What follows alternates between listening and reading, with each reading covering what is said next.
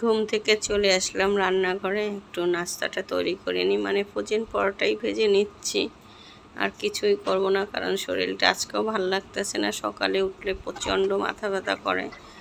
একবার চিন্তা করছিলাম রান্না বান্না করবোই না, পরে দেখলাম যে দীপের বাবা সকালে ডিমটা সিদ্ধ করে রেখে গেছে, মানে সে আবার একটু গেছিলো বাহিরে।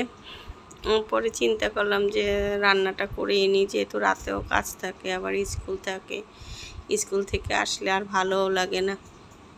তো পরোটাটা ভেজে বাবুকেও দিয়ে দেবো, আমিও খাবার। দীপের বাবা একটু পরেই খায়, আমরা তো একটু আগে চলে যাই। এই যে বাবুকে দিয়ে দিলাম বেডরুমে মিষ্টি দিয়ে, আর আমিও নাস্তাটা করে নেব। আর দীপের বাবা একটু পরে খাবে, সে বলছে পরে খাবে।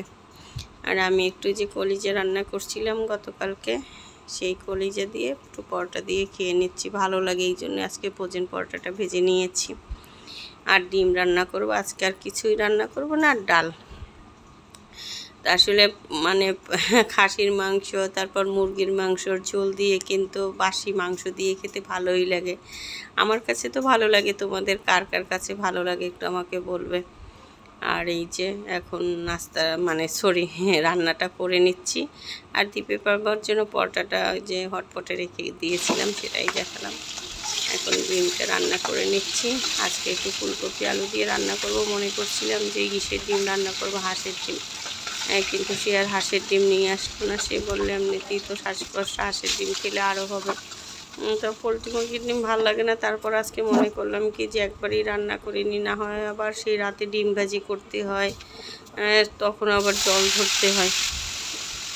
আর একটু দারুচিনি, এলাচ, তেজপাতাও দিয়ে দিলাম, দিয়ে এই যে আলু আর কপিটা দিয়ে দিলাম। তবে না ভালো লেগেছে আজকে, ঝোলটা অনেক দীপও খেলাম। ফুলকপি নতুন তো, নতুন ফুলকপি না, খেতে ভালোই লেগেছে। কিন্তু এই ডিমটা ভালো লাগেনি, ডিমের চেয়ে আমার কাছে ঝোলটা বেশি ভালো লেগেছে।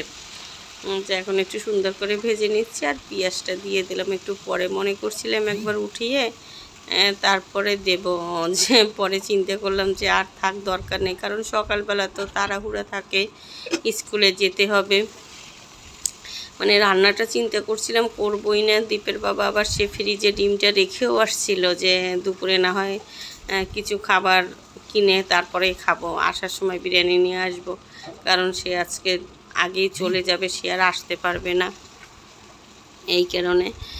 কিন্তু পরে আবার চিন্তা করলাম সে কি খেয়ে যাবে, যেহেতু ডিমটা সেদ্ধ করা আছে, ডিম রান্না করতে তো আর সময় লাগে না, তাই একটু রান্না করেই নিই।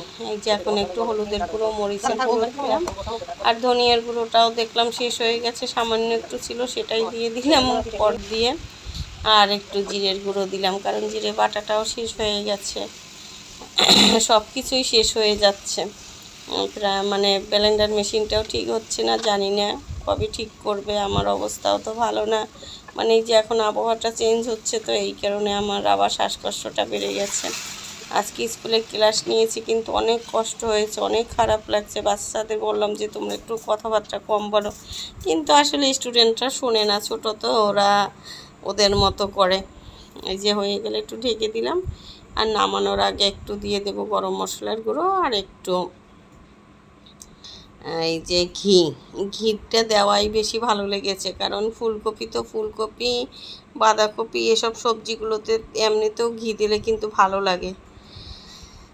আর এই যে এখনও কথাটা বলতে একটু কষ্টই হচ্ছে, কি আর করা। আর জানি না তোমাদের ফেসবুকে কার কী অবস্থা, আমার অবস্থা খুবই খারাপ। আমি রাতে দেখলাম আমার 133 রিচ, সকালে ঘুম থেকে উঠে দেখি মাত্র 33, মানে খুবই খারাপ লাগলো।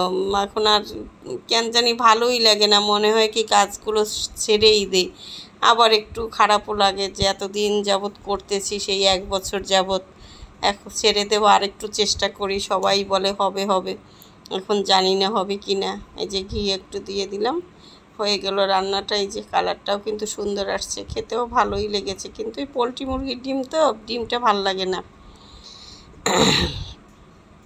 হয়ে গেল, এখন স্কুল থেকেও চলে আসলাম। রাতেও বললাম প্রচণ্ড মাথা ব্যথা করতেছে, বাবু একটু ঘুমিয়ে নিয়েছিল, ও একটু লেট করে আসছে। পরে চিন্তা করলাম দুজনে চা করে নিই, চা নিয়ে বসলাম, বিস্কিট নিয়ে বসলাম, বাবুও পড়তে বসে গেছে, আমিও ল্যাপটপটা নিয়ে বসে পড়লাম, একটু আমার শীট তৈরি করতে হবে বাচ্চাদের জন্য। তাহলে আজকের ব্লগটা এখানেই শেষ করছি। তোমরা সবাই ভালো থাকবে। Bye bye.